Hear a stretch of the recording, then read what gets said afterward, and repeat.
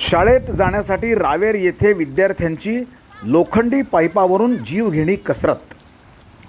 रावेर येथे जुना सावदा रस्त्यावरून तहसीलदार कार्यालय व विविध शाळांकडे जाणाऱ्या रस्त्यावरच्या पुलाचे काम सुरू असल्याने विद्यार्थी-विद्यार्थिनी लोखंडी अरुंद पाईपावरून जीवघेणी कसरत करून पलीकडे जात आहेत। जुना सावदा रस्त्यावरील पुलाचे काम सध्या सुरू आहे। पुलासाठी मंजुरी आणि निधी उशिरा मिळाल्याने पुलाचे काम अजूनही सुरू आहे। ते अजून 2 महिने पूर्ण होणार नाही अशी स्थिती आहे। जुना पूल तोडून नवीन काम सुरू केल्यावर कंत्राटदारांनी तात्पुरता छोटा पूल तयार केला होता, पण आठवड्यापूर्वी नाला रुंदीकरणामध्ये तो काढून टाकण्यात आला आहे।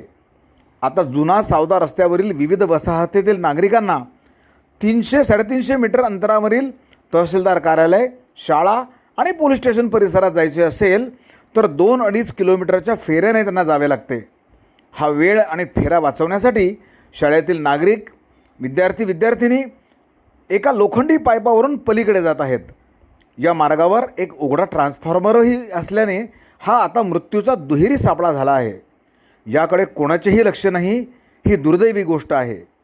एकही स्थानिक नेता किंवा पालिका निवडणूक लढवण्यास इच्छुक कोणीही याबाबत बोलायला तयार नाही अशी स्थिती आहे।